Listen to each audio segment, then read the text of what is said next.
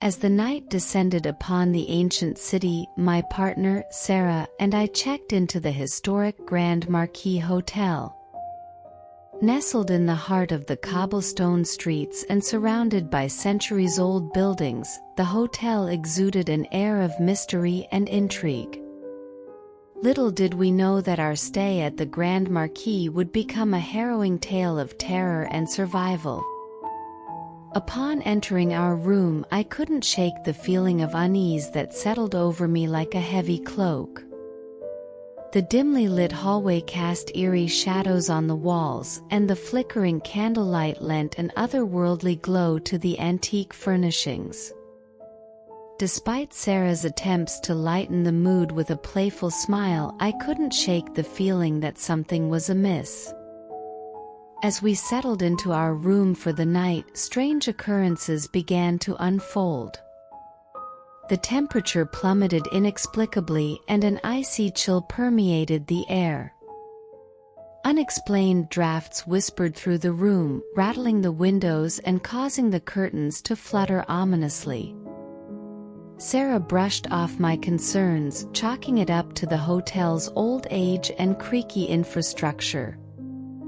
But as the night wore on, the supernatural activity escalated.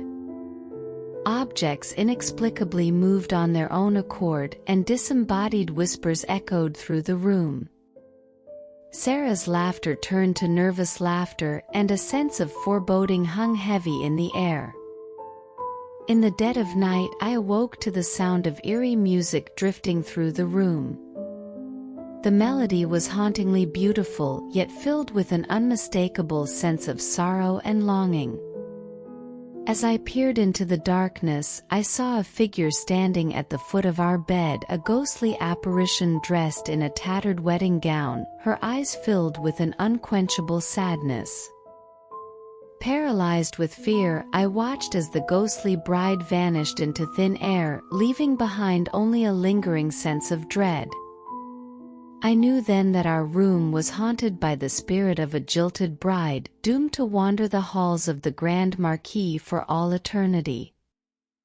In a desperate bid to escape the hotel's sinister clutches, Sarah and I gathered our belongings and made a hasty retreat.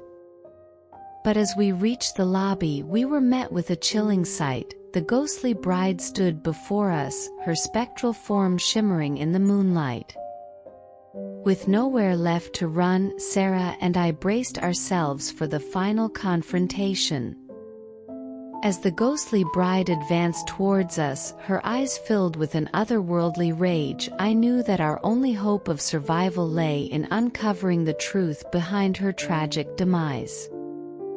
With trembling hands, I reached into my pocket and pulled out a worn photograph, a faded image of a young woman in a wedding gown, her face twisted in anguish.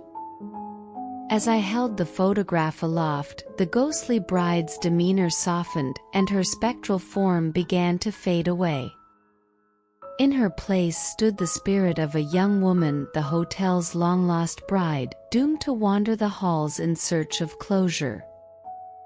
With a final mournful wail, she vanished into the night, leaving Sarah and I alone in the empty lobby. As the first light of dawn broke over the horizon, Sarah and I emerged from the Grand Marquis, shaken but alive.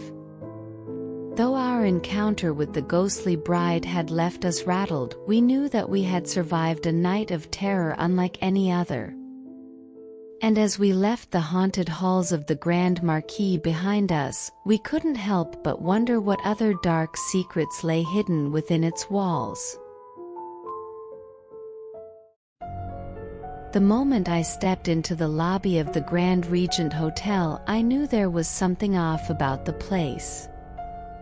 The air was heavy with an eerie stillness, and the grand chandeliers overhead cast long, ominous shadows across the marble floors. Despite the hotel's opulent facade, I couldn't shake the feeling that there was something sinister lurking beneath the surface. As I approached the front desk to check in, I couldn't help but notice the staff's peculiar behavior. Their smiles seemed forced, their movements robotic, as if they were mere puppets being controlled by an unseen force. But I brushed off my unease, chalking it up to exhaustion from the long journey. After receiving my room key, I made my way to the elevator, my footsteps echoing ominously in the empty corridor. As the doors slid shut behind me, I felt a chill run down my spine, as if I were being watched by unseen eyes. When I reached my floor, I stepped out into the hallway and made my way to my room. But as I turned the corner, I was met with a shocking sight, a trail of blood leading down the corridor, disappearing into the darkness beyond. Heart pounding, I followed the trail, my mind racing with fear and confusion. What could have caused such a grisly scene in the heart of this luxurious hotel? And why was there no one around to witness it? As I rounded the corner, I stumbled upon a scene straight out of a nightmare, a hotel maid lying motionless on the floor, her body contorted in a grotesque manner. Blood pooled around her, staining the pristine carpet crimson red. With trembling hands, I reached for my phone to call for help, but to my horror, I found that I had no signal. Panic rising within me, I knew that I had to get out of there before whoever or whatever had done this returned. As I made my way back to the elevator, I couldn't shake the feeling of being watched. Every shadow seemed to conceal a lurking presence, and every creak of the floorboards sent shivers down my spine. When the elevator doors finally slid open, I practically dove inside, pressing the button for the lobby with trembling fingers. But as the elevator began its descent, I felt a sudden jolt, and the lights flickered ominously overhead. Suddenly, the elevator came to a shuddering halt, leaving me stranded in the darkness between floors. Panic rising within me, I hammered on the doors, screaming for help, but my cries went unanswered. Just when I thought things couldn't get any worse, I heard a sinister whisper echoing through the elevator shaft, a voice filled with malice and madness, promising unspeakable horrors to come. With a sinking feeling in the pit of my stomach, I realized that I was not alone in the elevator. Something or someone was lurking in the shadows, waiting to strike. As the minutes stretched into hours, I huddled in the corner of the elevator, praying for rescue. But as the darkness closed in around me, I knew that my ordeal was far from over. And as the sinister whispers grew louder and more insistent, I knew that I was about to come face to face with the true horror of the Grand Regent Hotel. The Grand Oakwood Hotel stood tall and imposing, its Victorian architecture looming ominously against the night sky. As I approached the entrance, a chill ran down my spine, and I couldn't shake the feeling that something was not quite right about this place. Ignoring the unsettling sensation, I stepped inside, the grandeur of the lobby momentarily distracting me from my unease. The marble floors gleamed under the soft glow of the chandeliers, and the plush furnishings exuded an air of luxury and sophistication. But beneath the surface, there lingered an aura of darkness, as if the hotel itself held a sinister secret. Approaching the front desk, I checked in with the receptionist, a young woman with an unnervingly blank expression. As she handed me my room key, I noticed a flicker of hesitation in her eyes, as if she were reluctant to part with it. With the key in hand, I made my way to the elevator, the weight of it hanging heavily in my pocket. As the doors slid shut behind me, I couldn't shake the feeling that I was being watched, the hairs on the back of my neck standing on end. When I reached my floor, I stepped out into the dimly lit corridor, the silence oppressive in its intensity.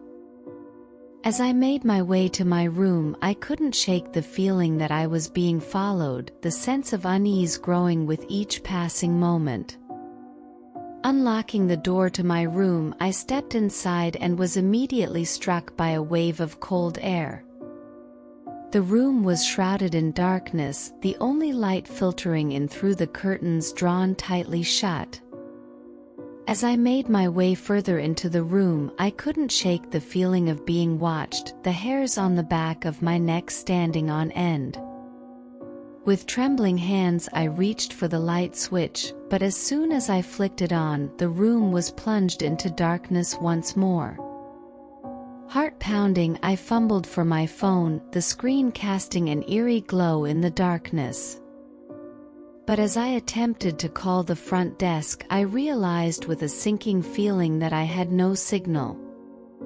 Panic rising within me, I made my way to the door, intent on fleeing the room and seeking help.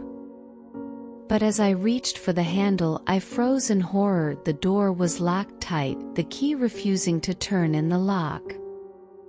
With each passing moment, the sense of dread grew stronger, the room closing in around me like a suffocating blanket. Desperate for escape, I began to search the room for any means of egress, but to no avail. As the hours stretched on, I found myself consumed by fear and paranoia, the darkness pressing down on me like a physical weight. And as the night wore on, I realized with a sinking feeling that I was trapped in a nightmare from which there was no escape.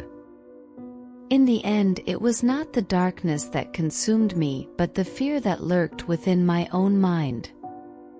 And as I succumbed to its insidious embrace, I knew that I would never escape the curse of the Grand Oakwood Hotel.